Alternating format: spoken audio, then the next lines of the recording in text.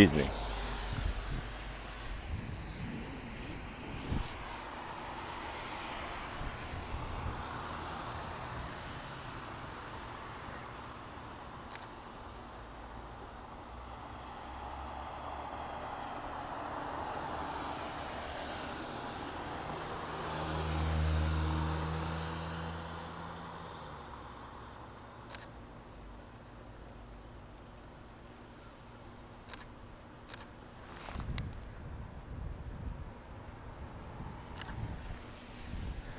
All right, I am going live this morning at the farmers market in Carmel, Indiana. This is the town that I live in. It's just outside of Indianapolis. I'm a professional photographer. I do commercial and editorial photography.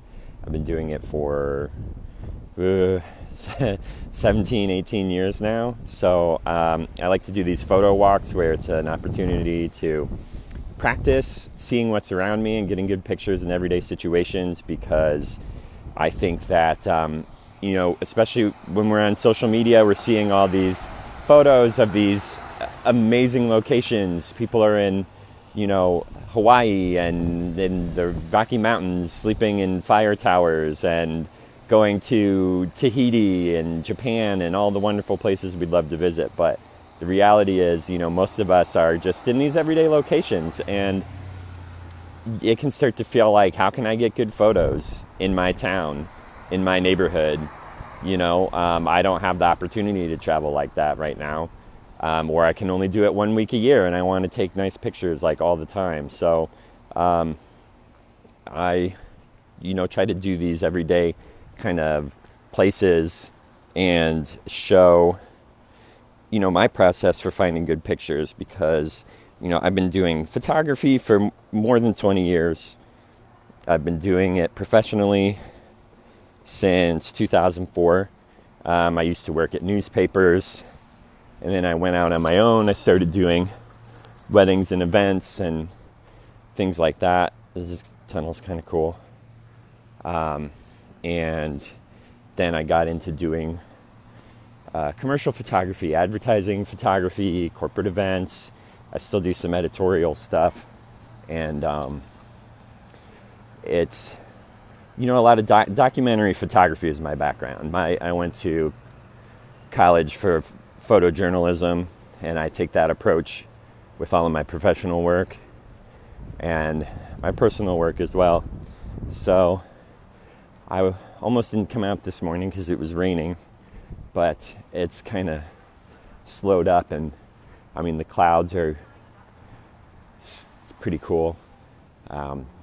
There's just a touch more color in them than what I'm seeing on my screen here. It's just almost like a slight bit of red. So it's really a nice kind of color and tones here. This is really a pretty area. If you're just dropping in, this is Carmel, Indiana, just outside of Indianapolis. And they have this weekly farmers market throughout the summer and early fall. I think it runs through October. And I think, the rain and the clouds are going to break here. I'm a professional commercial and editorial photographer, and I've been doing it for 17 years full-time. I support my family 100% with photography. So, while I'm doing this, I'm happy to answer any questions. You knew it. You knew, what'd you know? That this was Carmel. I'm happy to answer any questions about actually, the picture taking process, or I don't know about the Earth Festival. What's the Earth Festival? Is that in Indianapolis or somewhere around here? I'm happy to answer any questions about actually taking photos. Oh, no, I'm not in Atlanta. I'm in Indiana. Carmel is a suburb just north of Indy. I'm like 20. It only takes about 30 minutes to get to the middle of downtown from where I'm at in the suburbs. But this is the Palladium. It's the concert hall they built here. It's really cool. It's nice. So you have this, like, I think it's called Georgian architecture. It's these really kind of interesting, like, pastel colors that it's painted inside. Oh, that Atlanta. You said Atlanta, and I was talking to somebody yesterday from Atlanta, Georgia, and so I was thinking of Georgia. Yes, I have been to that festival. I used to take a lot of pictures for I used to take a lot of pictures for the local tourism board here, Hamilton County Tourism. Oh, okay. I forgot about that.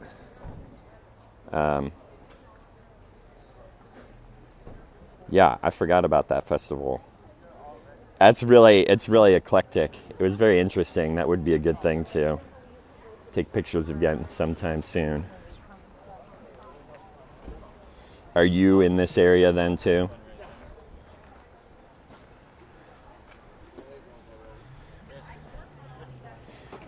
A lot of times when I first get started, I kind of like to just make a lap and see what I see. Like to get photos of people. Now, this is a place where you have to be cognizant and respectful of the fact that there's, some Amish vendors that come and sell here, and they don't want to be on any kind of camera. So I don't take their picture. I don't put them on the live video or anything like that, because that's important for everybody to be respectful. But I like to. Sorry, I'm not going to do any guests today. Vietnamese egg roll bar. This looks interesting. So I might come back and take some pictures, ask if I can take some pictures of them cooking. I'm just kind of like cataloging. Unless I see something where I'm like, oh, I have to shoot this now or I'm going to miss this opportunity. I like to kind of get a lay of the land first. These are cool. So one thing I talk about a lot is what our rights are to photograph. So, when you're in public, anything and anyone is fair game. You're completely allowed to, document, take pictures of anyone in public doing any type of thing. And so, what you can do with them actually varies. I can't sell them for an advertisement or something like that. But I could, publish them as news. I could publish them on my blog or social media, in a magazine, anything that's kind of news or art. If I made fine art prints, any of that stuff is fine. So talking about what you're allowed to do with your pictures is something I do address a lot. But like I was saying a minute ago, if you weren't here, if I know certain people like the Amish don't want to be on camera, I'm not going to. Even though technically, I'd have the right to do that, that would just be kind of a jerk thing to do, so I don't do that. So I'm just kind of checking out the scene. This really just got started here on warm summer mornings when it's 70 degrees out and sunny. I mean, this place gets absolutely packed. I'm kind of surprised there's this many people here since it was raining. So if you're just dropping in, I'm a professional commercial and editorial photographer. I've been doing it for 17 years full-time. I take a documentary approach to the work that I do. I'm out this morning at my local farmer's market to kind of show my process for finding and taking good photos. And, I like to get people in my photos. I look for a lot of details at the farmer's market. Like these peppers are really cool. Nice color. So I might I've got my my camera here. Just show you. This is what I shoot when I come do these things, because it's nice and compact. And when I use my compact camera, people don't really pay that much attention to me. They don't really care. When I have my big Canon gear, it draws a lot of attention.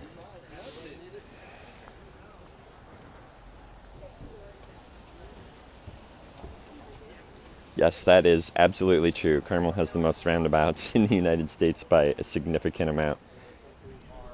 I can see one from here. It's kind of hard to tell, but there's a roundabout down there. There's like 60 some, maybe even 70 roundabouts here now. I think probably the second closest city has like 4.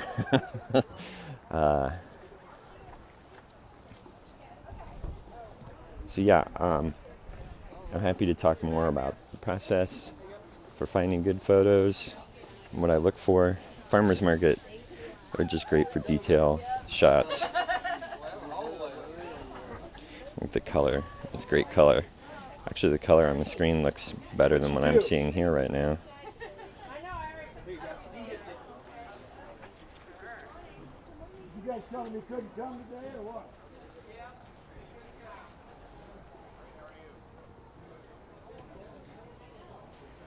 So I haven't taken a lot of photos yet. Mostly kind of just getting a lay of the land, figuring out where I want to go, get more pictures. I haven't gone live in like public settings like this, so I'm not sure if I look funny just kind of talking to myself. I guess I have my earbuds in, so maybe I look like I'm having a phone conversation with somebody.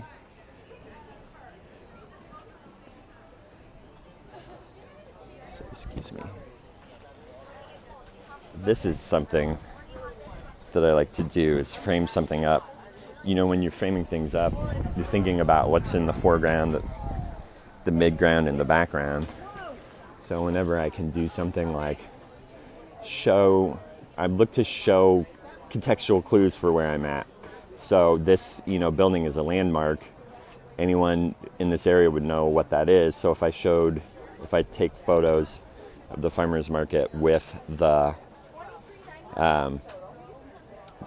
Palladium building there in the background, then people will know right away like where it's at. I think that's something that a lot of beginning photographers don't do very well, is give contextual clues, like showing where I'm at specifically. So like if you're at a park and you can see just like grass and trees, then that could be any park anywhere. But if there's some sort of landmark, if you can show a skyline in the background, if you could show anything that kind of gives like a clue so people could know, oh, this isn't just any park, this is, the War Memorial Park downtown or whatever. So getting the context in your photos, that's kind of a nice photo.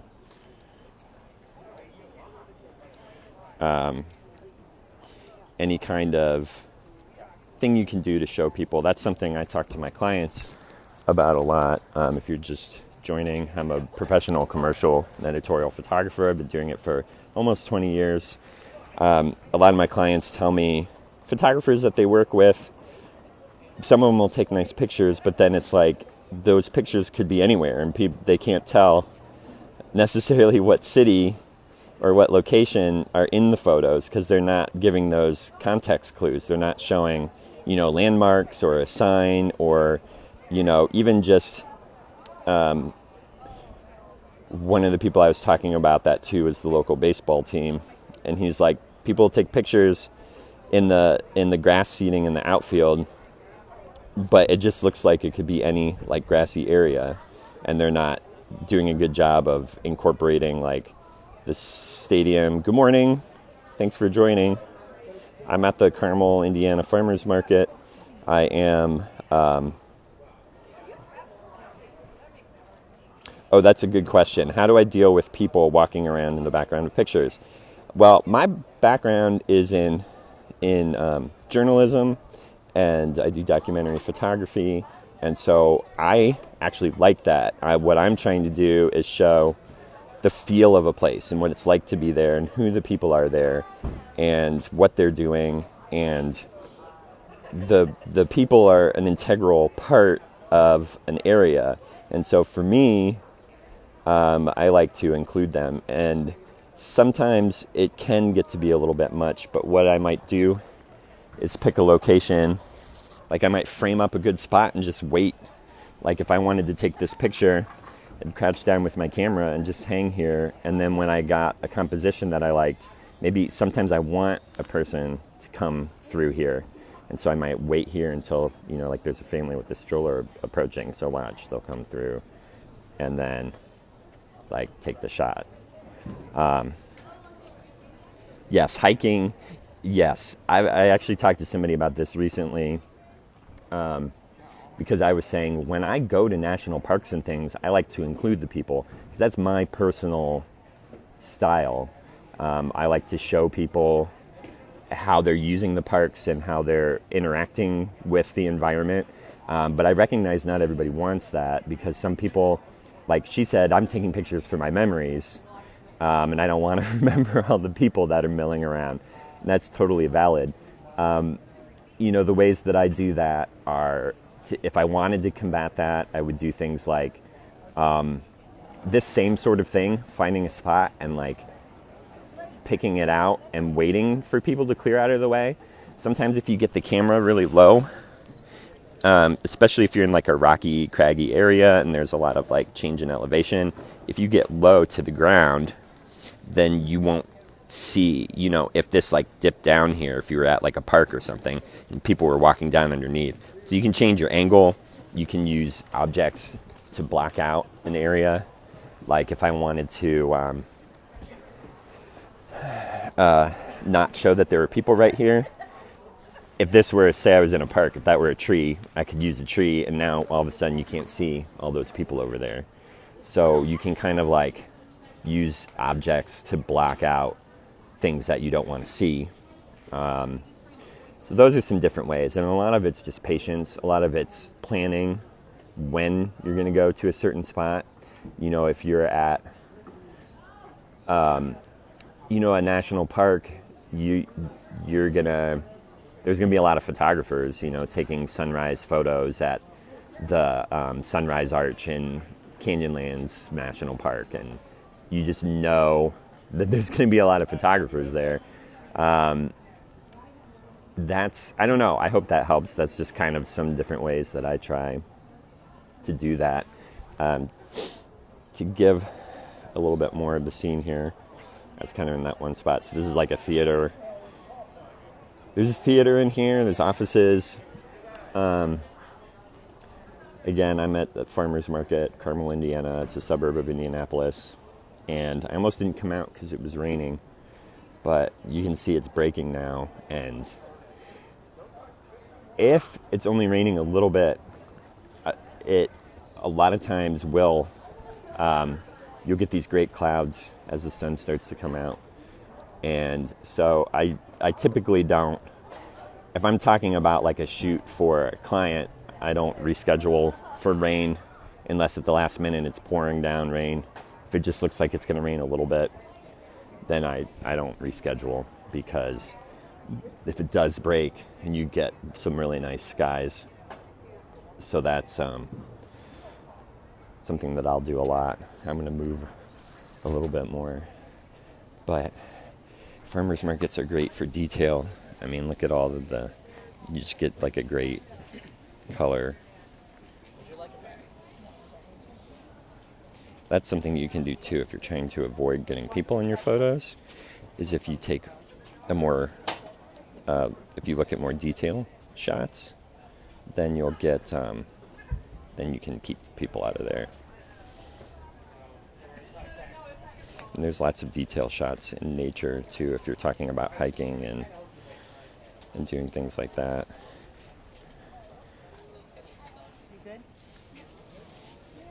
So I might actually, while I'm looking here, take a picture. So you can see, here's my camera.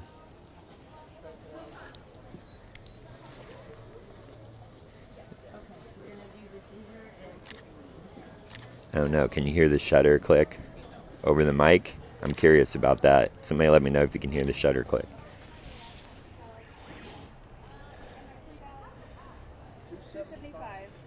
They're telling me more likes can attract viewers. So if anybody has any likes to spare to get some more people in here. That'd be awesome. Oh, cool. I'm glad you can hear the shutter click. Thanks for letting me know. You have a great day, too. I'm going to try to do these on a regular basis at different places, so keep an eye out. I'm going to schedule them when I can. Oh, the moon is cool. Here you go. That's a cool shot. Sometimes it's having like a negative space in the picture. If you're doing photos professionally for clients, doing some photos where you have some nice negative space like that, so they can do like text treatments or put some type there, or any of that kind of stuff. That's always a photo that they like. I like the like line here. It looks kind of cool. So I don't know if I'll take that with my camera, but that's just the kind of the stuff that I look for.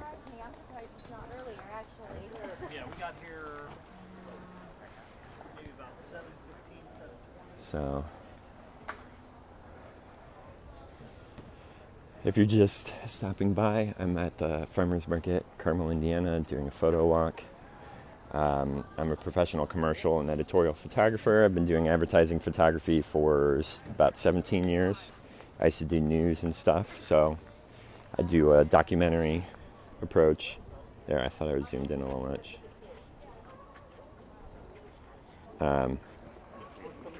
So yeah, my background is in journalism, so I take a documentary approach to my work, and I like to include people in the scene and showing what's going on. And these photo walk series that I do, I'm going to be posting these pictures, the ones that I take on my camera. Here's the camera that I use for these things. This is my Fuji. Nice, compact, very inconspicuous. Would I ever work for Vice? I don't know. I've seen Vice stuff on, posts on social media. Are they an okay company to work for? Are you offering to hire me? Because, I take commission work. I do this full-time professional commercial and editorial photography. This actually is the type of thing that sometimes I will shoot as a paid gig, because I used to do a lot for the local tourism board, so they'd want me to come and shoot the farmers market to use for their ads and promotional materials. And so this is what I would do. I would come and, document the scene, look for good interactions between people, look for photos. An ideal would be, now I'd get up closer. So if I was shooting this for like a client work or something right now, I would go up to stand right at the edge of where that bread is. I'd put the bread up close in the bottom, in the foreground, and then have the interaction between the people, and then have the palladium in the background, because, the building is a landmark, and to be able to show a landmark in your photos so that people know where it's at. It's not just any farmer's market, it's this specific farmer's market. I see somebody with a profile picture that has an IU shirt on. I'm an IU alum. I went through the journalism school at Indiana University and graduated in 2004. So now the journalism school is the media school. But yeah, go Hoosiers. So thanks for stopping by. I am a documentary photographer. I'm here doing a photo walk today, just kind of documenting the scene, showing how I go about finding good photos. So far it's been mostly surveying the scene and coming up with a plan for different spots that I think look interesting. Here's some, some good detail shots. But, good detail shots. See, this is what I mean, like showing the building in the background. I wouldn't shoot this for a client because of the chain link fence and the signs and the machine back there. But for, personal work, something like that would be a nice shot. This corn one Chuck is always good. They come in and are like bagging up. So this is what I'm talking about with like layering. If you have an action and then you have a background to give contextual clues for the location that you're at. I mean, the more you can layer your photos, like I look at the whole frame, side, bottom, and I'm very conscious of what I'm putting in there at all times. So I might actually, this is a nice like scene, there's a good detail. I'm gonna actually ask these people if they care if I take some photos. Hey guys, how you doing? Not bad. I'm doing some pictures just of the farmers market. Do you guys care if I take a couple right here while you're doing your thing? Okay, appreciate it.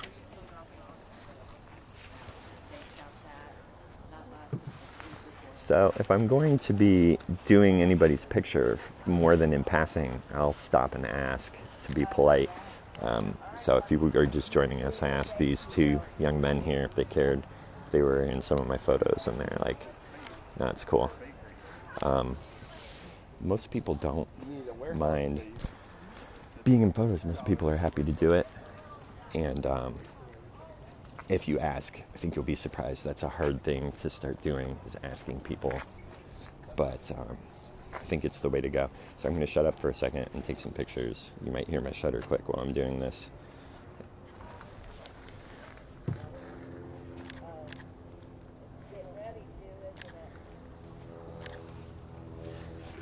So like getting down and closer, if you look up here versus down lower, see how much more I can pull in there? I'm going to be annoying and turn this sideways for a second. This is how I would frame that up.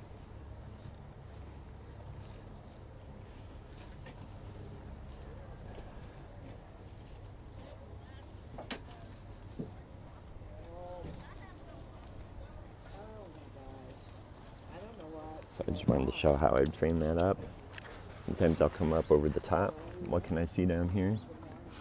Again, sorry if it's annoying. Is it too annoying? I want to show how I frame things up. And this is how I would do it horizontally. That looks cool. So I'm going to go back to this, but I'm going to shoot with my camera.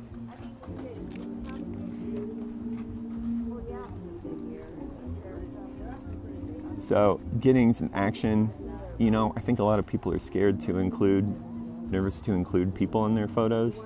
And this is, technically I would call this street photography. Most people think of street photography as like, urban settings where there's, a lot of people think of street photography as urban settings only. And really like, a lot of people think of street photography as kind of gritty and always black and white and blah, blah, blah. But I think that you can do anywhere, anytime you're out in public kind of documenting life. To me, that's street photography. You can do street photography in parks and natural settings. I think of it as the same type of thing. So when I go to like a national park or a city park or something, state park, I like to include people in the photos because to me that's kind of like a form of street photography. I think people don't think of doing street photography outside of downtown type areas, but I like to include people in my photos and really kind of get different levels of interaction. This smoking barbecue looks cool. I'm gonna see if I can take some pictures. How you doing?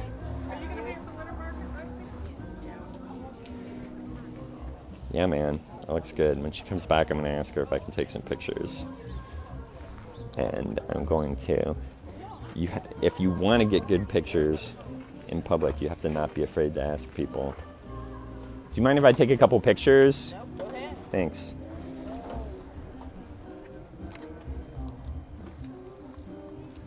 So, you know, if this were the type of thing I was shooting for a client, I'd frame it up like getting the business name in there, something like that, with somebody working right here. That's a nice, you know, picture. I mean, I've shot for, you know, restaurants and things like that. So, oh my God, that smells good. I'm getting hungry here. So, you know, good detail shots here. I'm going to take a couple pictures, so I might not talk for a second.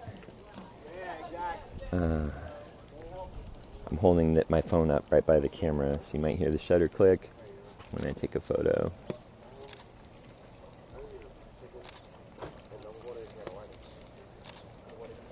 This would be good, like video, like B-roll. You just listen. I'm going to unplug my headset for a second so maybe you can hear better. Just getting the sounds of the fire crackling. There you go. That's kind of cool.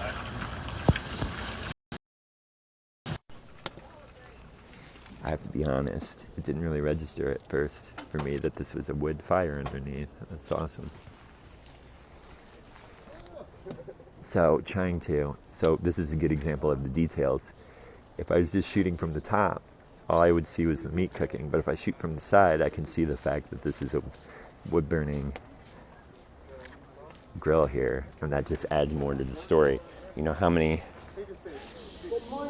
elements of the story can you tell? You know, I like to try to tell the story with my pictures and what's in the frame and not with the caption. I don't want to have to rely on a caption. So if you're looking at a scene and you're thinking, what do I want people to know about this? What of those things that you would tell people with your words can you include in the frame? So when I was just taking pictures of this here, I'd want to talk about what the meat was cooking and how it was cooked and who was cooking it and where they were. So can I include all of those things in one photo? I mean, that's the goal, would be to do all of those things at one time.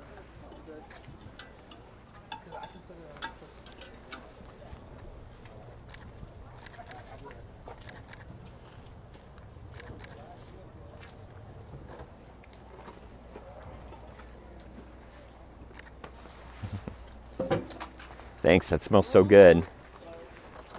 How long does that cook? Oh, this is about 10 hours. Really? So you're cooking in a long time before you show up here. Oh, yeah, I have to. No way. Yeah. It still smells the same. It's never changed. How are you? See, there you go. How are you doing? I'm great. I've been thinking about you. Yes. Well, what you doing these days? I'm over here. I think that was a really good example of, you never know what kind of things are going to happen, what kind of moments will happen if you just hang around. You know, when I find something I want to take a picture of, I like to linger there for a few minutes because stuff will happen. People will talk to you. They'll give you information that helps you get better photos. They'll interact with other people.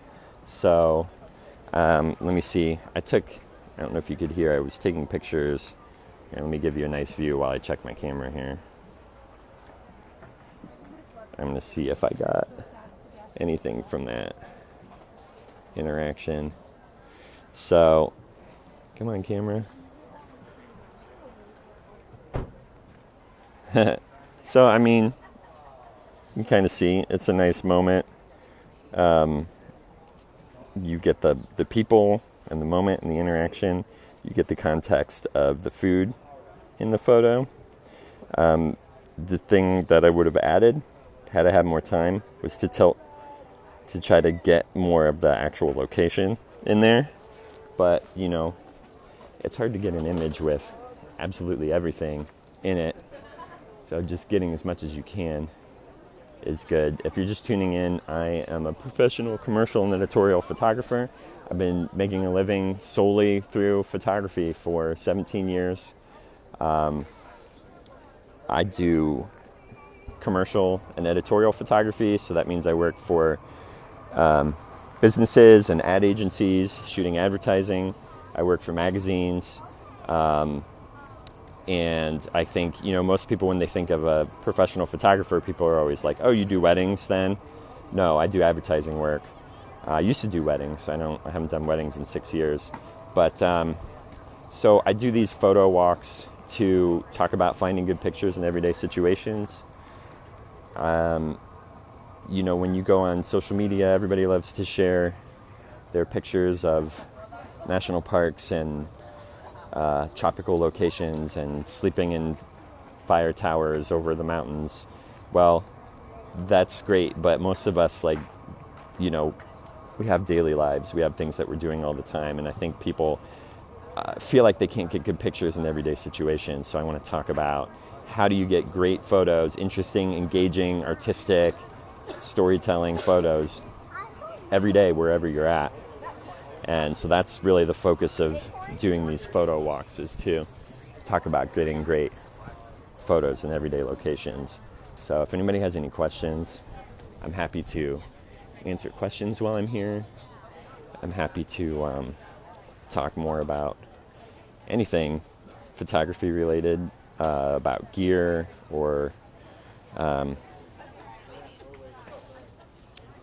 technique, or owning and operating a photography business, because I've been doing that for 17 years. See here, you get some kind of backlight going in. That's cool. Hi, sorry. How you doing?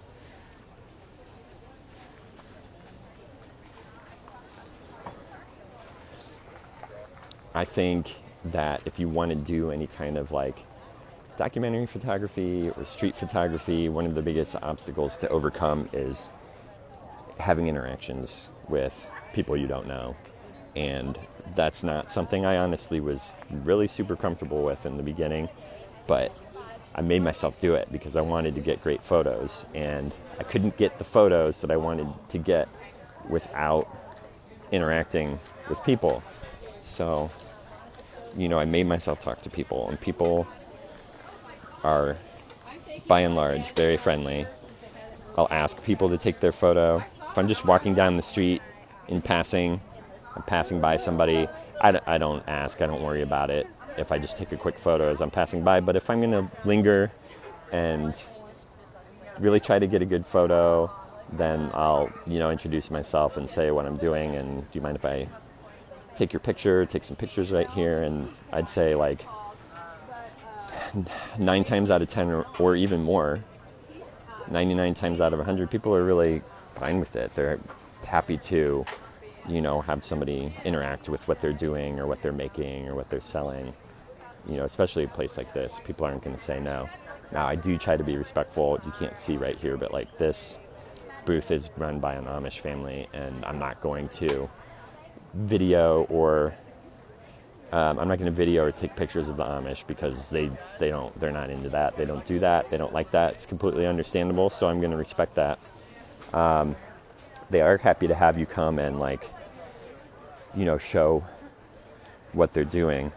I mean, not what they're doing, but what they have, these cool rhubarb and potatoes and stuff. So I'll come up and I'll shoot, detail shots of the products and stuff, but I'm not going to include them in any of my pictures, because that's disrespectful when people are not wanting to have a picture taken and you do it anyways. That's not something I would do.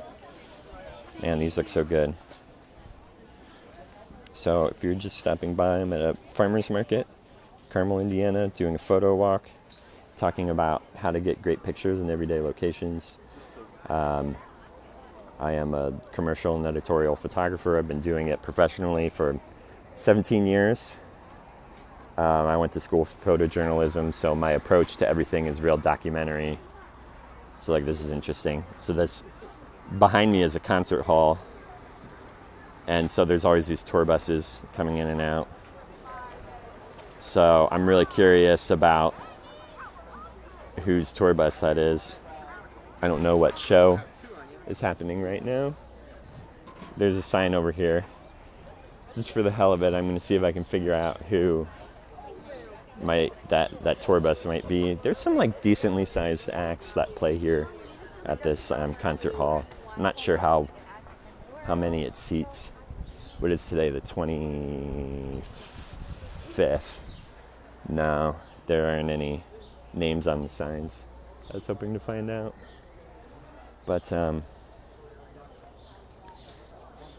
mean, this is the type of things that, like, make good photos of people just, like, interacting and doing there. So if I were shooting for a client right now, I would totally go up to, like, that family right there that has the kid and they're eating ice cream and because then the reason for that is tourism clients love family interactions, and they're sitting on the steps of this landmark building, and so that would be something that, so you've got like a twofer there. You've got, good interactions, and you've got a landmark building, and that's the type of stuff that travel and tourism clients are always looking for.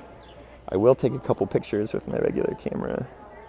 If you can hear the click when I take it, my camera's sort of close to my mouthpiece, but I'm just going to stay back because I don't really want to, I'm not doing client work, so I don't want to get up there and shoot that right now. But, so if you're just stopping in, I'm a professional commercial and editorial photographer. I've been doing advertising and editorial work for 17 years. I've tried to do this series about getting out on photo walks and showing great photos in everyday locations. Okay, so these are very controversial statues that I'd be interested to get everybody's feedback here about these. So these statues are all over our city, different people, business people. There's a police officer. There's a dad teaching his kid how to ride a bike. The artist's name is J. Seward Johnson. If you've ever been to Key West, this artist has these kind of sculptures all over Key West and the Florida Keys. And what does this tell me? Hey, Jimbo, what's up? What do you think of these statues? Yay, nay? People I don't know anybody who loves them, but honestly, it's kind of I'm okay with them or I hate them kind of attitude about them. But each one of them is I don't know, $50,000 to $75,000, I think. So the city spends hundreds of thousands of dollars on the public art is nice. It's nice having the public art. I do appreciate that. I'm kind of ambivalent towards these sculptures. Kind of creepy. Yeah, Mark, that's a common reaction. A lot of people think they're creepy. The worst one is the police officer one. I can't show that because it's about a 10-minute walk from where I'm at. But people really hate the police officer statue. But our city has a bunch of roundabouts. Actually, the most in the country. It's I think they're probably up around 70 roundabouts in our town of, I don't know how many people live here. 50,000? I mean, it's a suburb of Indianapolis. Hey, thanks. You have a good day, too. So almost every roundabout has some sort of public art in it. If you feel so inclined later, there's a TikTok that went viral of one of our public art pieces in a roundabout because people were saying it looked like a hairy part of the male anatomy. Like a pop art version of that. So if you happen to see that viral TikTok, I mean, I think it had a few 100,000 likes. It was pretty funny. But that's where I live. It's just outside of Indianapolis. So I'm a professional commercial and editorial photographer. I've been doing it for almost 20 years. I'm out today to show, how I go about looking for good photos. When I'm out shooting things like this, I tend to take more of a street photography approach. I know it seems kind of funny, the idea of street photography in the suburbs. People are used to kind of more of an urban landscape for street photography, being more gritty. But I think you can do it anywhere. You can do it in the suburbs. You can do it in a small town. You could do at a national park. Because to me, what street photography is documenting life. It's just documenting life as it's unfolding in front of you. And I feel like on social media, we get so obsessed with these incredible locations, like this waterfall that I had to hike 2 days to get here, and or I'm sleeping in this fire tower in the mountains, and when I open my door, it's this incredible view. That's nice, but that's not the reality that most of us face on a daily basis. And if you're into photography, you want to take good pictures regularly, and I think it's worth talking about and learning how can you get great photos in everyday situations. I like this view here. That's something I might get up closer and ask to shoot. But also I want to be respectful of the fact that I'm not wearing a mask because I'm outside. I typically do anytime I go to any store. Anywhere inside, I wear a mask. And so if somebody, I don't want to get too close to people while I don't have a mask on. But typically I will try to get close. Let me just talk about weather for a second, because it was raining this morning. I thought it was going to rain for quite a while, but it's really broken here, and it's just beautiful. Beautiful morning, beautiful clouds. And look at the moon there through the clouds. Like if I had a telephoto lens, that'd be a nice shot right there. So don't let the forecast discourage you from going out, because a lot of times the coolest clouds and the most interesting light and scenes come right before or right after a storm. So a lot of clients I work with are like, oh, we have our shoot in 4 days and it's supposed to rain that day. Should we reschedule? And my answer is always no. Let's keep it, because the forecast will probably change, and it almost always does. Yeah,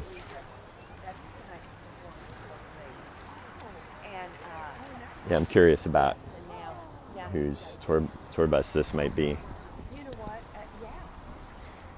I don't know. It's very often not the type of music I'm interested in, but it's also people that I do know. This is the Palladium in Carmel, Indiana. It's a big concert hall they built about, I don't know, maybe 10 years ago or so. I used to live like right by here. So while I'm out shooting, I'm happy to talk about any questions about photography or gear or running a business or finding clients or any of that kind of stuff. So feel free to ask any questions. I'm looking at this right now. Look at the back light there with the shadows coming down. Makes for kind of a cool shot. The camera in the phone doesn't have as much contrast as what I see in real life. So there's a little more definition between the shadow and the sun than what you're seeing here. And a lot of times when I'm shooting, I'll accentuate that by underexposing. So if you're not familiar, underexposing just means I'm making the photo darker than what my camera is giving me a light reading of. So I much prefer underexposing an image because it gives me more room to work when I'm editing. If you overexpose and if that sky gets blown out, if I shoot it at the quote unquote proper exposure, that sky can easily get blown out. And if you lose the details in the highlights, then you can't get them back. That's one limitation of digital photography, is if the highlights get blown out, there's no way to get them back. Whereas if you accidentally make your photo too dark, you can bring up the shadows a pretty decent amount before you start to get like a digital noise, like the graininess in it. So I always err on the side. This is cool. I like that. Again, if I were shooting with like a telephoto lens, do this here. This would look good in black and white, and just accentuating like these patterns. The more you zoom in, the more the patterns pop out. So again, the image quality is going to be low here, but I just want to do it for illustrative purposes. Again, it's kind of flat right now, but if it were busier and there was like a person trying to point, there's like, if people go off into the distance, like, then it brings your eye through the photo. So I like to look to layer my photos. Here's a great example. If I do people in the foreground, do I bracket? That's a good question. It depends on the situation. I found for a long time I was shooting almost exclusively at my widest aperture. So whatever lens I had on, I'd be shooting at f1.4 or f2, and I was not shooting at anything higher than that. And then I started to realize, like, I need to kind of mix it up a little bit. So I started shooting at higher f-stops, shooting at f8, f11, f16, to experiment with getting more in focus from the foreground to the background. Now, whether I bracket within a specific shot, usually when I have a shot in mind, and a lot of this comes from how much experience I have. Like, walking up to take a shot, I kind of know what I want, and I know if I want it to be shot at like f2 or f11. But I do try to make, while I'm shooting throughout a shoot, I do try to make sure that I'm shooting at different f-stops so I can have a variety. I will try to bracket. I tend to bracket more with my shutter speed, because I do want to try to make sure that I get an image that's exposed well. So I'll take a quick shot at, if my light meter is saying 1/250th, I'll take, I don't usually bracket a whole stop. So I'll do like 1/250th, 1/320th, 1/200th, maybe 180, something like that. So I'll bracket like partially, and I do it more with the shutter. So I can see, because a lot of times when there's action, it's hard to tell if you're getting the exact exposure you want when you're focusing on action of a moment. So what I do then is, I try to bracket with my f-stops, with my shutter speed, so that then when I'm editing, I have a few options. Now with my documentary approach to photography, I do not composite photos. I edit my photos to photojournalistic standards, which means that I am shooting things as I saw them. I don't Photoshop anything out. I don't airbrush or paint anything out.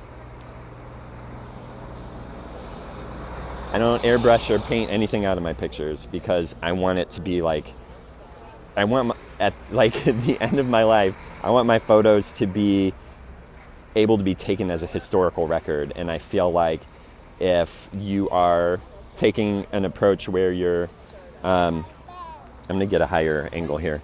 I'm going to climb up here to show a higher angle. Anyways, so yeah, I want my pictures to be a historical record. And I think if you're photoshopping things in and out of pictures, then people can never really be sure. Was this picture photoshopped? Was this picture, did this one have a sky added? Did this one have like an object or a tree or something taken out of it? So I don't know how I got off on this tangent, but that's my editing standard, is I take a really photojournalistic. So I'm going to take a couple pictures from up here. So here's another tip that I like to do, is change my perspective frequently. I like to get a high angle, get a low angle. There's some days where I can get into that building. When I've shot this farmer's market for the local tourism board, and I've actually gotten up on the roof over there. It's pretty surprising what you can get access to if you just ask somebody. So I'll always ask. So I've shot from up on that roof to get kind of a cool, wide angle shot. Now, so if you want to get unique photos, how can you change most people shoot from a standing perspective, from this perspective. So you just saw the higher perspective. The lower perspective is interesting too. I mean, I think anything you can do to kind of give people a different look at something. The low angle really lets you, if you've got a great sky, using a low angle can really accentuate that. And all right, I've been in the same spot for a while. I'm going to move a little bit more. But that is something that I find that I do a lot, is I see a spot that I like and I'll shoot it. I take a lot of frames when I'm out shooting, especially for client work. Let's see, what did I shoot yesterday? Yesterday I took photos for a client of a bartender. The story was about a bartender who worked at this famous local restaurant for 27 years. I think I shot maybe in about not quite an hour and a half. I took about 600 photos. I don't know. I'm not sure. And the reason for that is when people are moving and active and interacting and talking, it can be hard to get a good photo where their eyes are open and their mouth isn't in a funny position. So I'll just fire off. Here, okay, hold up. I'm going to show you what I'm talking about. Let me get my camera dialed in here. And if you listen, I already have it on JPEG. Okay, so I'm going to put this camera on high speed so you can hear what I'm talking about. So I'll take pictures and it'll be like this. I'll take a burst. This camera can do a higher frame rate than my Canon gear that I have. I shoot with a 5D Mark III for my client stuff, but I will always shoot when I'm photographing people or action or there's movement. I'll always shoot at least like two or three frames in a burst, because that greatly increases the yield of how many good photos that I get.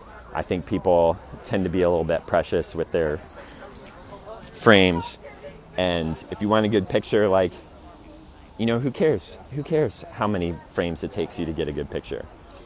If you've got it, or how much time you have to spend. I think people get in their head like, oh, well, a great photographer. Okay, I remember this guy in college. He had just graduated. He came back and he was talking to us, and he's like, the masters of photography, like Cartier-Bresson, would show up at a location and take out their camera and click. They'd take one picture, and then they put their camera away and they move on to another location. Yeah, fuck that.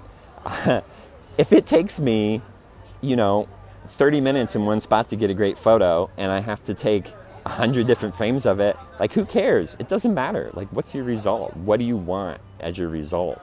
And it can be easy to get caught up in other people's idea of what it means to be a great photographer.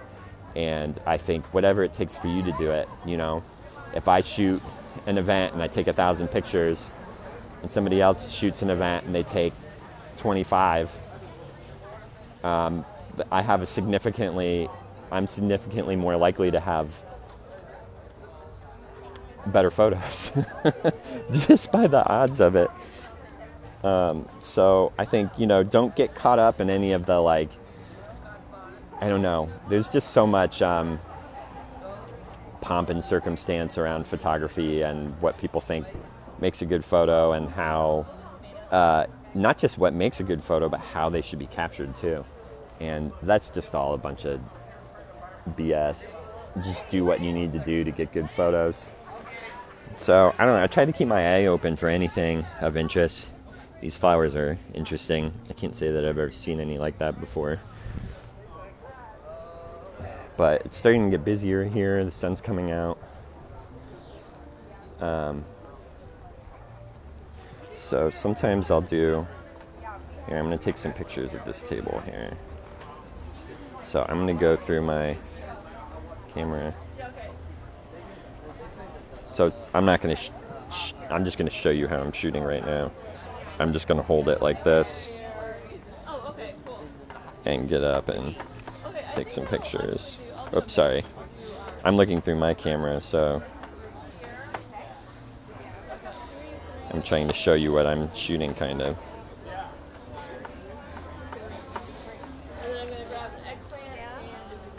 These peppers look really good. So sometimes I'll shoot like this low angle, but then tilt it up so then I get people in the background. You know what I mean?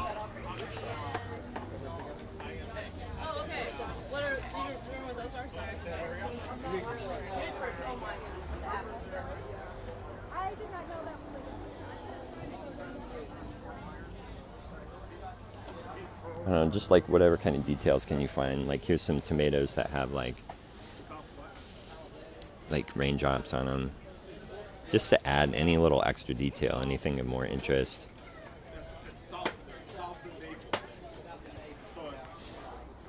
So if you're just joining, I'm at the farmer's market in Carmel, Indiana, doing a photo walk, talking about my process of finding great pictures in everyday locations. If you want to see the results, follow me because I'm going to be posting my pictures in a video either later today or tomorrow or something like that. I'm going to show my process for, how I work to get good photos every day in everyday situations.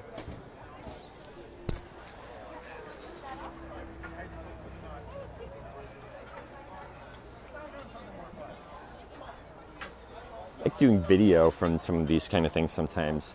It's really amazing kind of walking from place to place and picking up little snippets of conversation on video. So here's an example of something I'll do is frame up. Like architecturally, that's a nice shot. So sometimes I'll wait in a spot and see if maybe like a group of people or maybe like a family walking through like right here would make for a nice picture. I mean, this isn't honestly like the most visually interesting tent, but a lot of times there's a lot of waiting when you're doing a documentary or street kind of photography. Like there's a lot of waiting for people to pass through for the right moment. I mean, I can't tell you like how many times. Let me see if I can see. Well, the sun's behind a cloud at the moment, but sometimes there'll be a lot of shadow and then like a bright spot of sun, and I'll like camp out and wait for somebody to like come through the sun. And so there's a lot of just there's a lot of waiting to get good, documentary street style of photography. So with my commercial photography, I take a documentary approach to that too. So I work with like travel and tourism boards to show, like I'll go to their locations and I'll shoot events like this to show people, enjoying the events and interacting. I'll go to restaurants and bars and museums and just do documentary photography, and then they use those in ads. And so, that's always a lot of fun. I do sports.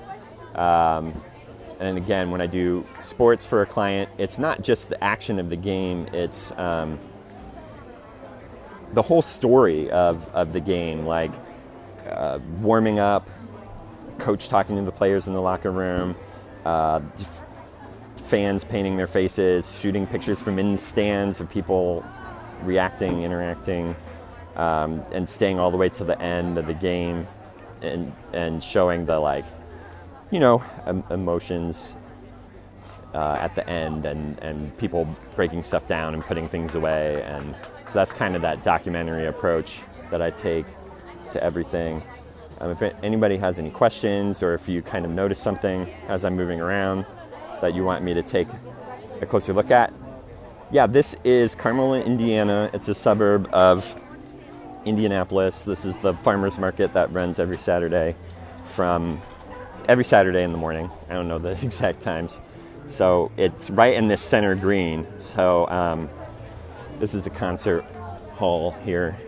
I'm not sure how many it seats. It's a really nice concert hall. It's probably about 10 or 12 years old. And I mean, I'm not gonna lie, this is kind of like the hoity-toity suburb of Indianapolis. I live here. I promise I'm not like that. It's just a nice area to live because there's a lot to do. The home values are always doing well. It's a very kind of safe, neutral place to live. I always say it's nice. I have 5 kids and they leave stuff around strewn about our yard all the time, and I'm never worried about anything disappearing. But you know, it's a nice place. This is as I was saying, this is the weekly farmers market. So this building too has a theater. I think it has 2 theaters. There's a theater on this end down here, and I think there's another theater on this side down there. These up here are offices. So there's offices here, across there. These I think are apartments. That's a new parking garage. Parking's always an issue here. These are all shops on the bottom and businesses on top. Those over there. Now this right here is a new hotel they just put in. The Carmel Hotel. I can't remember. It's one of those like signature collections of some larger chain. I can't remember which one.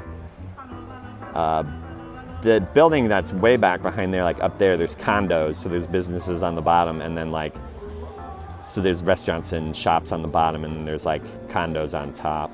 So this is where I'm at here. They have a lot of events and activities here throughout the year. This farmers market is every weekend. I'm a professional commercial and editorial photographer. Do a lot of documentary work. I like to do these photo walks where I go out and shoot kind of everyday sort of places that are nearby where I'm at, and show that you can get really cool, interesting, engaging, artistic, beautiful photos every day in every location, and you don't need to, rely on, tropical locations or, camping in the mountains. I mean, that's nice, we all love to do that kind of stuff, but realistically, most people, if they can do that at all, can only do it for a week out of the year. And so what, are you just going to take pictures when you're only in those beautiful locations? If you're into photography, I mean, you want to get good pictures every day. At least I do. As many days as I can out of the week. So I like to come to these different sort of places and events and look for good pictures. And the point here for me is to kind of show people how I find pictures or frame up pictures. One thing I talk about is layering. So layering to me means how many things can I have in my photo? What can I put up here? What can I have a little further back? What can I have further back there? So this is clearly not layered. It feels really flat because all I'm really looking at is that building, and everybody's further away. The further away people get from you, the flatter the picture looks. So I try to have something up close, middle, far, so you get that dimension coming in and out. So that's something that I work with. So let me show you. So this is kind of flat. And what can I do to add more? So if I have people in the foreground, I mean, that adds some more dimension because they're closer to me. The other thing I can do is go back here and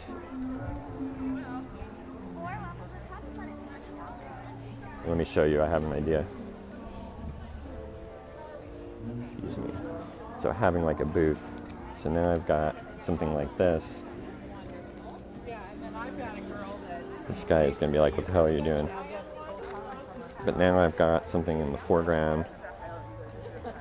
So if he was like having an interaction with people there, I'd have a foreground interaction with people kind of passing through there, and then all the way back to the background.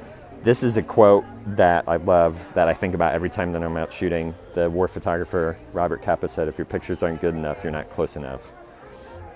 So, and that's exactly because of the depth that I'm talking about. The further away you are from your subject, the flatter it gets. When you move in close, you get more depth to it. So I always try to get up close when I'm doing pictures. I'm gonna walk down this table.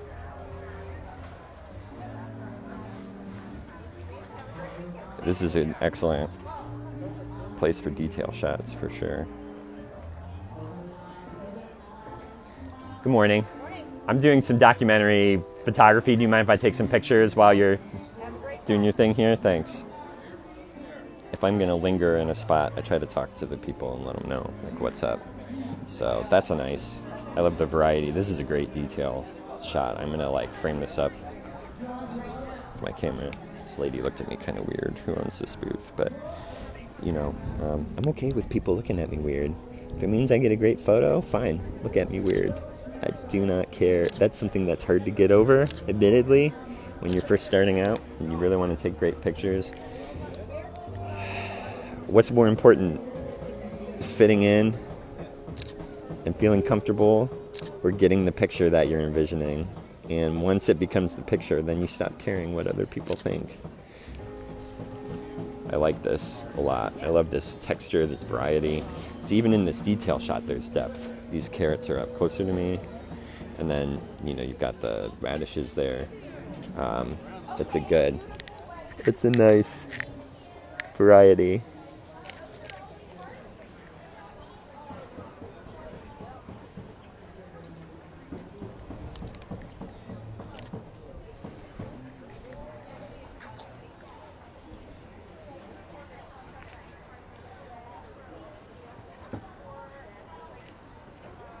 So some of it's just kind of like observing. I'll wait and see what. Thanks for the follow, friend. I appreciate that. I'm going to post these pictures in a video sometime soon. See, like, this is a good interaction, but I'm kind of far away. So it's definitely a balance of, I have in my head like what would ideally make the best shot, like where I would want each person in the frame to be and which way I want them to face and how close I can be to what's happening. But because I'm not posing or staging anything, honestly, most of the time the picture almost never turns out exactly the way I want it to. Let me kind of clarify that. The thing I make up in my mind, the way I want it to look, almost never happens. But when I'm actually in the spot, in the moment, taking the picture, then I can make my vision happen for that. It's just a lot of practice. But so I was shooting that interaction. I couldn't quite stand as close to the people as I would like to get them really in the foreground. When I'm doing interactions with people, I was talking about layering. So to me, I think that layering is the biggest thing you can learn to make your pictures go from like average to great. What can you show in the foreground, the midground, and the background of your pictures? I mean, if you can start doing that, that's huge. It makes a big difference. So if you have, let me find a spot. If you have, say you have an interaction between people in the middle of the picture, can you put something in the front of it to show more context? Can you put something behind it to give even more context? So like, if I was just shooting an interaction here, there's the people, you know, there's the interaction, but if you back up, now I've got the bread in the foreground, and that gives you more context. And then if I scooch over that way, now you've got the building in the background and gives you even more context. So here's a great example. You know, you've got people, you've got what they're doing, what they're buying, who they are, where they're at, and then by showing, if you get that building in the frame, sorry for the horizontal, if you get that building in the frame, then you even know where they're at too. That's a full story right there in one picture. You can tell it's a farmer's market, you can tell what they're buying, what the people look like who are here, and what specific location it is, because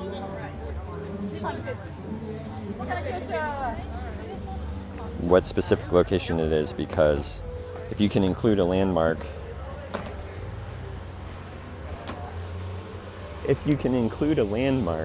in your pictures, then that's important. what can you do to show that I'm not just shooting like any farmer's market anywhere in the United States? If I have this building in there, there's no other farmer's market in a place exactly like this. So I like to show, not tell. Show all the information in the picture. If I can give you every bit of info that you need in the picture itself and not have to rely on a caption, I try to never rely on a caption. People don't always read captions. And the more, layering you can do, foreground, midground, background, the more layering you can do, the more information you're giving your viewers. And that's what really makes people linger on your photos. If there's just one element, it's easy to like glance at a photo and move on. But if you're like, oh, I've got this, I'm looking at the action, I'm looking at the what the people are doing, what the objects are in the photos, what the background is, then it adds a lot. This is a good, sorry, I'm going to turn it again because this is how I'd frame it up. Look at how much I can include in here. You can see, I'm sorry for turning this. If it's too annoying, let me know and I'll stop. But like, see, you've got interactions between people. You've got the product there. You've got the building in the background. That's a hotel. That really sets off the location. So that right there, that was the shot. Right there, reaching out, reaching across.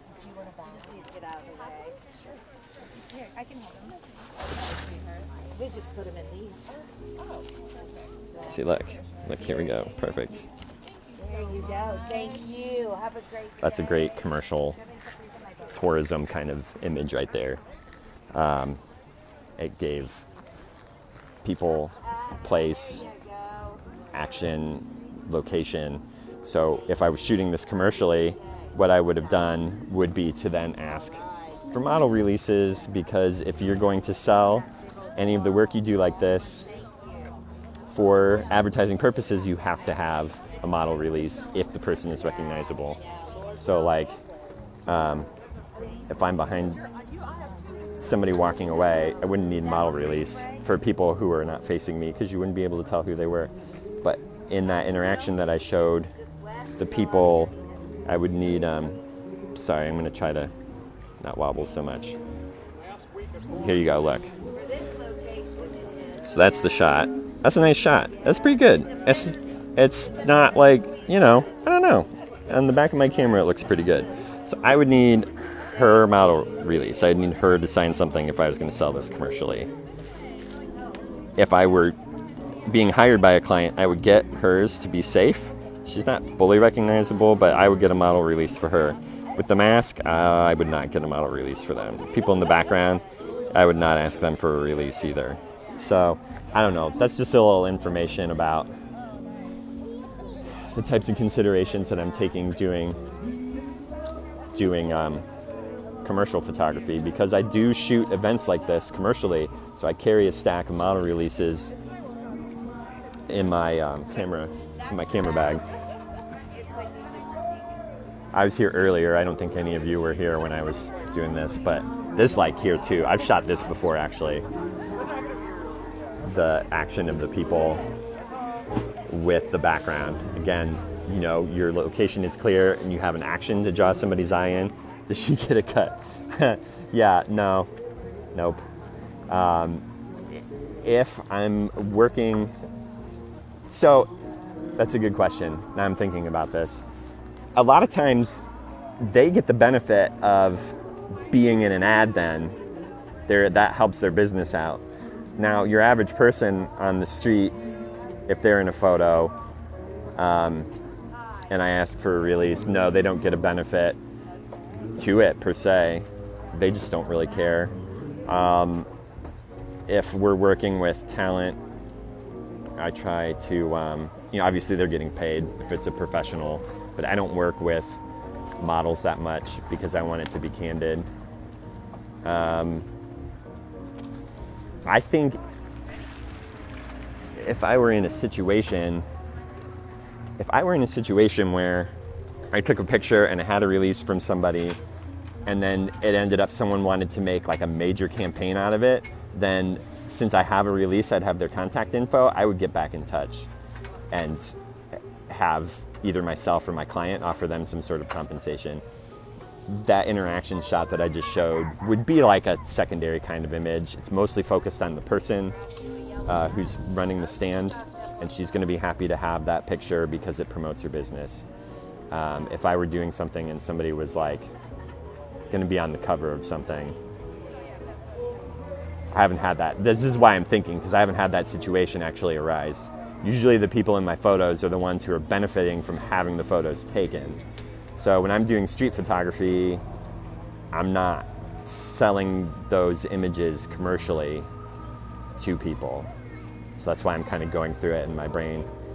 If I had a really great shot that I thought I could use commercially and I got the person's information and then somebody was going to make a big ad campaign out of it, yes, I would reach out to them and offer them something. What I would do is have the company who wants to use the photo for the ad pay them as like talent. I think that would be fair.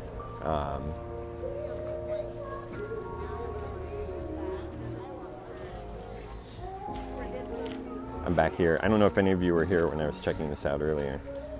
This corn is fantastic. It's amazing. It's so good. But that's Dad. That's the owner right there.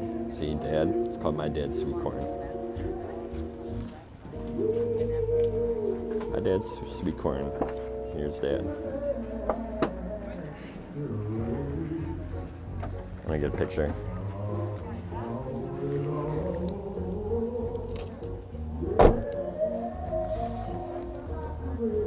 Sorry, I'm taking a picture here while I'm talking. How you doing? You guys mind if I take a few pictures while you're doing your thing here? You're not going to sue us, are you? Oh, of course not. I love your guys' corn too much. I buy it at Joe's all the time. Yeah. Joe's, we're not taking any to Joe's now. Oh, yeah? You mean like for the rest of the season? Right, yeah. Okay. Okay. Yeah, we'll come here when we need some. Okay.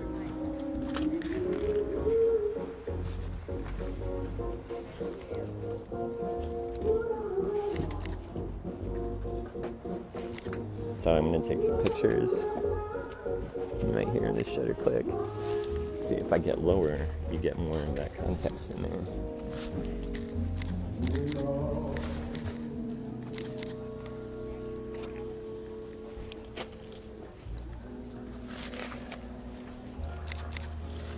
This is warming up. I don't really need to have my hood on anymore.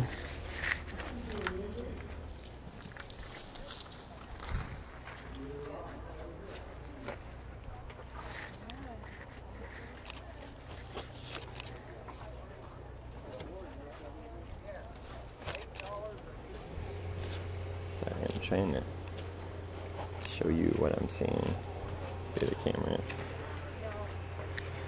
Another thing I'll do is watch. Change your angle. Okay, get ready for this. I'm going to change my angle. I'm just getting my camera set up for it. It's high angle. Can you see? That's a good detail shot. Look at that. That's nice. Can you see the action on the screen? I'm holding it where I can't see my phone. I think you can see it and get a sense. The detail shot. So when I'm shooting something, I try to get like a variety of shots. Wide, medium, detail. So that was a detail shot that I just showed you holding above there. When I was in closer, taking a picture of Dad, or like here, that's a medium shot. Okay, so there's your medium shot.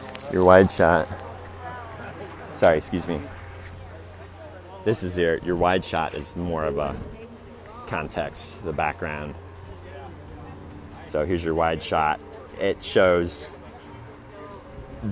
your subject in the context of the whole scene. So by stepping back to do this wide shot, I mean, this is everything you would need to know about this business at this location. You've got the people selling and their products.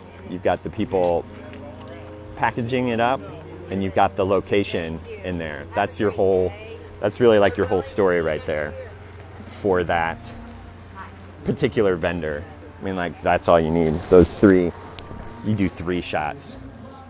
I try to do it in 1 shot sometimes, including like a mid-range action that's taken at a wider angle to show the location, where you can still see like what somebody's doing. So sometimes with that layering, you can show, you can tell a whole story in 1 photo. That's my goal. Can I make 1 photo tell a full story? If you're just stopping in, I'm at the farmer's market in Carmel, Indiana. And farmer's market, Carmel, Indiana. This is a suburb of Indianapolis. I'm a documentary and commercial photographer. This is part of my photo walk series. I do this on my channel. I'll post these. So if you follow, you'll see me post these from time to time, showing my process for finding great photos in everyday situations, and then showing the actual photos that I'm taking. Because in addition to what I'm doing here with the live, I'm taking some pictures on my camera. This is my Fuji. This is my carry-around everyday camera. I use, got my Canon 5D3s for the commercial work that I do. This is my like daily shooter. I like that it's compact. People don't pay much attention to me when I have my big Canon cameras out. People are like, what is this guy doing? When I have my Fujifilm out shooting, people just assume I'm like some yuppie with a camera. I don't know. I don't know if I'm more of a yuppie or a hipster. I'm not sure. Either way, people just think I'm some dude with a camera, and they don't pay any attention to me. And I can get lots of good, candid photos with it. I've been doing professional advertising photography, editorial photography for almost 20 years. So if anybody has any questions about that industry or how to get started doing that sort of thing, or you know, how to get better photos, or how to find clients, or what software or gear to use, I'm happy to talk about any of that kind of stuff while I'm going around. I was here earlier this morning. I don't think any of you were with me at that point, but so here, talking about finding this shot, you know, the first thing that your eye is drawn to is this delicious, delicious food. And if let's see, I'm going to shoot this while I'm talking to you with my Fujifilm too. Fujifilm, if you're listening, you need to sponsor me. I talk about your stuff all the time. Okay, so the food. So the first thing that draws your eye is the food. The food looks delicious. But then what more can you tell about this food? Well, the food's being cooked over wood. So if I come around here, I can see there were more, you know, a little bit more flame earlier, but I can see that it's being cooked over coals, and that tells more of the story, not just what the meat is, but how it's being prepared, how it's being cooked. And then, so that's two parts of the story. The next couple parts of the story would be if there was a person here standing over the grill, and then back further, then you've got who and what and how, and then if I can't get wide enough with this lens, but I could get who, what, how, and where by getting wider and showing that background. So who, what, where, when, hi, who, what, where, when, why, how. Can you get all of those things in one picture?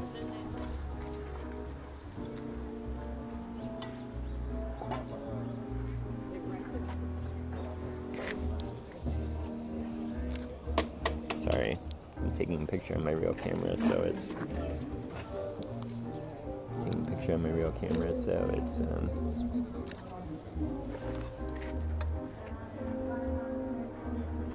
Here, Sean, there's a... I got the sauce in there warming up. Yeah, I mean, that was a nice shot. I didn't quite get where, but I did get I think that the where was missing, but I got the who. There's the business owner in there, and what they were making, how they were making it, and the name of the business too. So if you're shooting commercially, you want to work the business names into the photo. I'm at the farmers market, Carmel, Indiana, doing a photo walk, just showing how to get good photos, my approach for getting good photos in everyday locations, because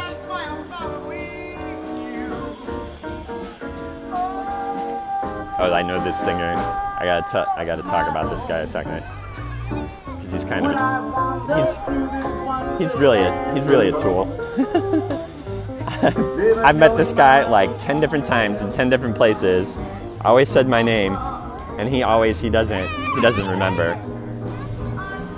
I'm always taking pictures. I always have my cameras. I'm taking pictures, and I'm like, "Oh, hey, how you doing?" And I say his name. I'm not going to say his name on here because I know his name. I say, "How you doing?" And he's like, "Hi." I'm like, "I'm Zach. I'm a photographer." He's like, "Okay, nice to meet you." I'm like, "Dude, we've met like 17 times. Come on."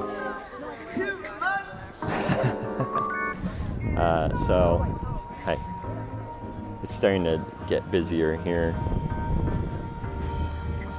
I'm going to get back up. So this is a nice kind of framing up here. Sometimes I like to shoot. So a lot of times I'll shoot wide. Oh, you're fine. A lot of times I'll shoot wide, and to get more. So the closer you are, when you're shooting wide, you get the pictures feel more three-dimensional. Like, I'm going to turn this around and say hi. So when you're closer up, you get more dimension. You can feel, it feels like, sorry, is this annoying? I don't know. I'm going to do it. You can tell that I'm closer. Like, this is how your eye sees when you're up close to somebody. So when you can do that, when you get up close, you get it more three-dimensional, like you see it. Okay. So I like to try to get close, but let me flip it back around. Sometimes I like to shoot this more graphic, more. Sorry, I'm tangled up. Straighter, flatter. Sometimes it's geometric. That's the word I'm looking for. You get, like, I'm looking at the top. My eye is on the full frame the whole time. You gotta be looking. That's something that I always recommend to new photographers work on. Look at the full frame, all the edges. A lot of people are just focusing on the central action that they're looking at. But I want to show the full building. I don't want to cut it off at a weird spot. It's nice to me if I can show this crisp line across the top and down the side. So I would shoot this with, like, I don't know, I'm probably at a 50 millimeter lens equivalent right now, how I'm looking. I might even do something like, so here's, wider. If I were shooting something like that with my 70 to 200 lens, if I'm back further, that's probably like a 70 millimeter view. I like that. It's kind of a nice framing. This next booth is probably even better. Watch. If I come across. So this is where a telephoto lens is helpful, because if you're thinking about the three-dimensional thing and I'm up close and something's further away, it's small. But if I really want to accentuate the building, shooting with the telephoto lens makes all these lines like crisp and straight. So and it makes it really geometric shape. So that's how I might, shoot something like that. I always tell people too, like, really work on finding different angles, get lower. If you've got kids with you or you're photographing kids, get down on their level. I'm crouched down right now. Get on their eye level. And what that does, sometimes it makes a nice shot. Pretend my hand is a kid. sometimes having that flat, plain background makes for an interesting shot. But usually at this angle, you're looking down at the top of their head almost. Whereas if you get down here, now, if you're photographing your kid, you're on their eye level. You can look straight into their eyes. And then because you're at a lower angle, you get the context of the location. So you know exactly where you're at. So, change your angles up a lot. Get down, get low, get high. Yeah, I heard it. So I'm Carmel, Indiana Farmers Market. I'm a professional documentary and commercial photographer. I do lots of advertising work. I do these photo walks to show my process for finding great photos in everyday locations. This is my town that I live in. It's just outside of Indianapolis. I'm about 30 minutes from the center of downtown Indianapolis. Just about 7 minutes from the outskirts of Indy. So, farmers market today. It was raining this morning. I wasn't sure how it was going to look. I'm following this guy. And this is the location. And so I'll do some wider stuff. I'm going to take one here while I'm here. Taking a couple shots. Maybe you can hear the shutter while I go. Down lower.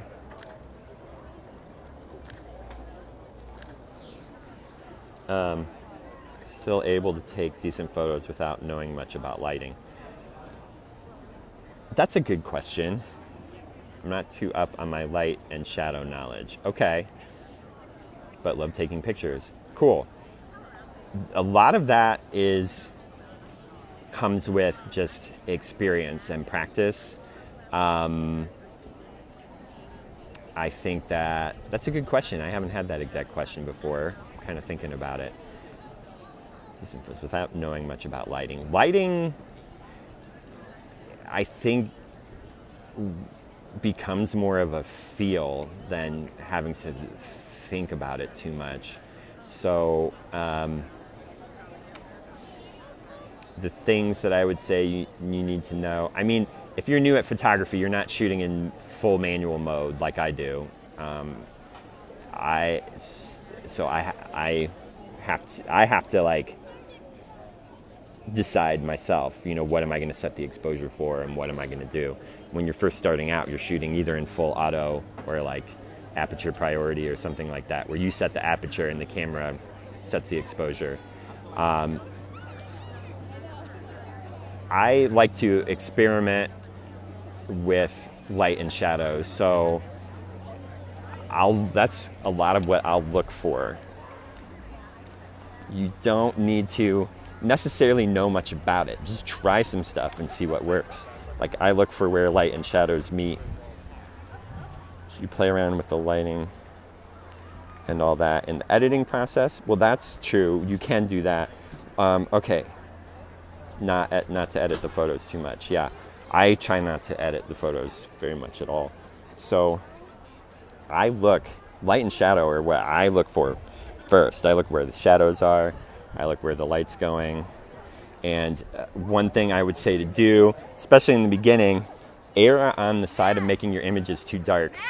Because if they're too bright, you can lose all the detail in the sky and you can't bring that back. So if I'm facing this way, if I'm exposing for here, see how the sky gets so bright? You can't do anything with that. So I try to err on the side of making it a little bit darker. But some of it just gets used to looking at the quality of light. If you're looking into the sun, it's not going to look very good. So most of the time you either want the sun at your back. See how much better the lighting looks this way? Then when I turn around,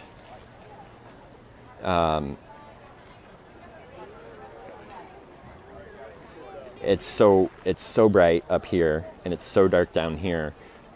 That's not going to make a good photo. When I turn around this way, it's even. So kind of looking to see where it's even. If you practice shooting in the shade or in the shadow, then you're going to have more even light, and you don't have to worry about the other stuff so much if you're shooting in the shade. If you're shooting in the sun, you can expose for a really... See, this is where shooting in auto mode can cause issues. So that could be an issue. If you're shooting in auto mode, the camera kind of flips out, okay? Because it's trying to meter the whole scene. The camera is trying to meter the shadow and the highlights and kind of split the difference between the two. So if you're just doing it on auto, it's going to be hard. So you have to be able to compensate. Some cameras have like a dial or a mode where you can set it to underexpose. See this dial here? If I set this dial to -1, it'll make the image darker. The light meter will make it darker. So you'll underexpose your image. So that's a spot where you run into a lot of trouble with shadow and highlight, is that the camera... Is there any point in utilizing landscape and portrait mode settings on a camera? Yes.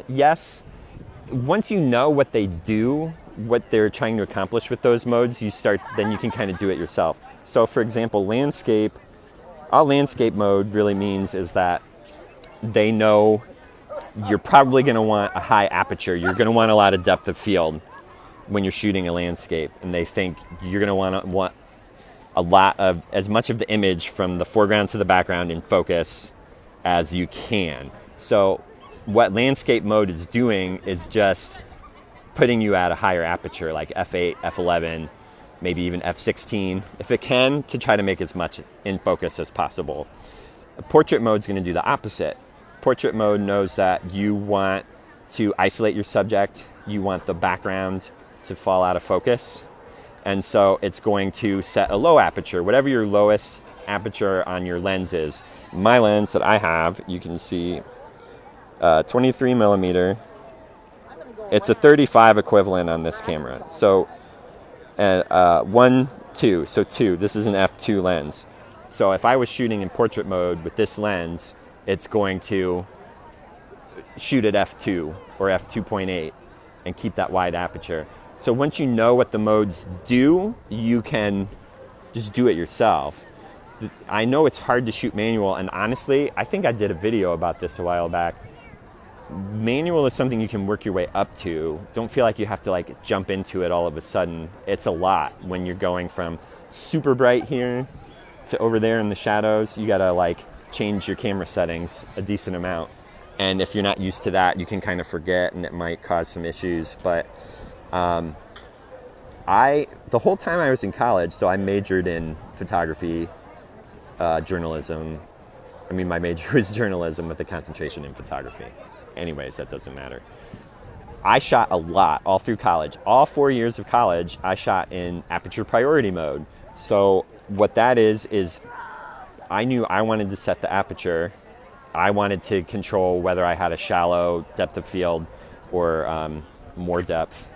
And so I would set the aperture, and then the camera would set the shutter to compensate. So to me, that's generally, I think Aperture Priority is much more useful than shutter priority, because it's not often that the shutter is as important. It is, but is not. That's a whole nother thing. But shooting in Aperture Priority mode lets you do what you were just saying. If you're thinking about shooting in portrait mode or landscape mode, instead you can think, do I want a lot of depth of field or very little depth of field? If I'm shooting a landscape and I want a lot, then I set my camera, mine has a dial. So if I want a lot of depth of field, I just bump this up. If I were shooting in that, where'd it go? So if I wanted to shoot in Aperture Priority mode, sorry, my camera looks dirty in this light. It's not that dirty, I swear. I'd set the shutter to auto and then just change the aperture, and then the camera sets it. So if I want more depth of field, I'm going to shoot at f8 instead of using landscape mode. because what happens then is you're switching back and forth between modes as you're shooting different things. But if you want to shoot aperture priority, then you're effectively, then you're controlling that yourself. So I go from shooting, say I'm shooting a wide shot, I want a lot of it to be in focus, I shoot at f8. If I want to do more of a portrait and have a shallow depth of field, then I shoot at f2. And if I'm in aperture priority mode, which is usually denoted with an AV on the dial, AV or just A, something like that, then the camera takes care of the rest. So I hope that kind of makes sense. That's why I think aperture priority mode is a great way to get started. So what you can do, if you have time and you really want to focus on something, like I was saying, between shadow and sunlight, you want to be exposed. Your camera's going to try to average the two, and the sunlight's going to be too bright, and the shadows are going to be the whole image is going to end up being more too bright. So you can either flip over into manual mode and set it, take a sample shot, see if it looks decent, or you can use the compensation that I was showing. You can set your camera to make things darker by switching. This camera is an actual dial. My Canon cameras, I go into there's a button I push on the screen. There's a button I push on the screen to make it happen. So I'd work on exposing for the sunlight and letting the shadows fall dark. So I don't know, I kind of rambled on there. If any of that was confusing or you want clarification, just let me know.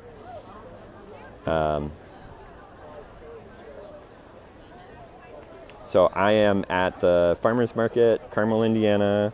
This is where I live.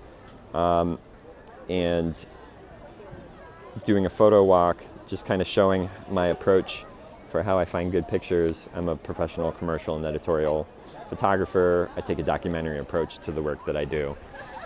And so I like to talk about taking great pictures in everyday locations because, most of us don't have the ability to be in the mountains or Hawaii or something like that on a daily basis. So if you want to take great pictures, you've got to learn how to do it in everyday situations. You don't want to just, if you're into photography, you don't want to just wait for your vacations to take photos. So here's a good thing to go along with talking about shadow and sunlight. Okay, now my camera here on the phone isn't doing a bad job, really. If I was shooting on my real camera, the shadows would be a little bit darker. I'd darken that down. But if you find where like a divide like that is, and watch, I'll frame up something that I think looks interesting and wait for people to pass through. It's kind of an interesting split. If I had, look at the light, when you start to come out of the shadows, that's backlight, because the light is behind the subject, that's called backlight. So watch, when these people come out of the shadows, the sun hits them, and then it gives them an outline. So a lot of this is just observing and getting to know how things work. Like, I've been doing this for so long, like, I know what's going to happen when people stand in the shadow or stand in the sun, and the sun's behind them or the sun's not touching them at all, and I can work with that. But when you're first starting, there's a lot of just kind of observing that you need to do. I'm going to take a couple pictures here so I can have like a real picture of this spot.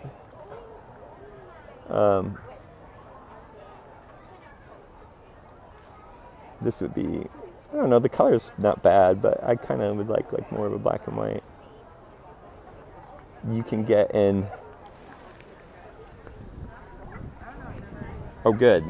Thanks. I'm glad that that's helping. So like right now, the way the camera's looking, I can see a lot more detail in the shadow than I could Now watch what happens when you come around the other way. It's a totally different effect. So I'm going to get up past this next booth and turn around. So you see the backlighting on these people right here. Looks cool. That outlines your subject. Now, looking this way, because the sun's on people, you get, now especially if I get lower,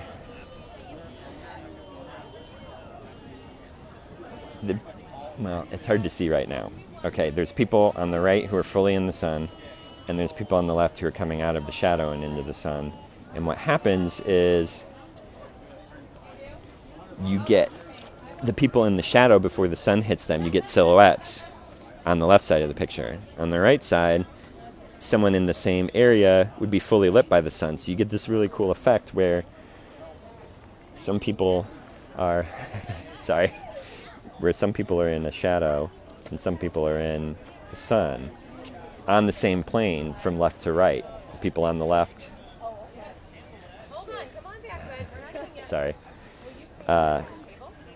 in this spot, the people on the left, before the sun hits them, will be in the shadow and be silhouetted, while the people on the right would be in the sun.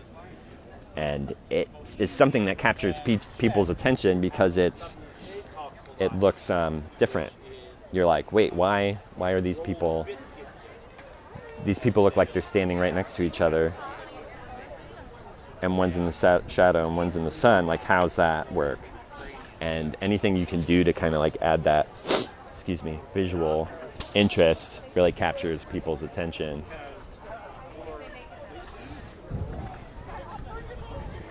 I'm trying to figure out what time it is here. Probably shouldn't be on here all day.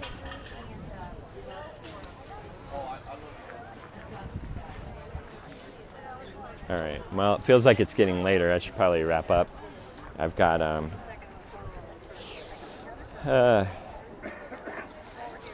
my wife is home with our kids. She's probably going to be ready for me to be done. Same deal. Like, is it layering? Yeah, thanks for stopping by. If you follow, I'll be posting these pictures in a video either like, same deal. Like, is it layering? Yeah, thanks for stopping by. If you follow, I'll be posting these pictures in a video either later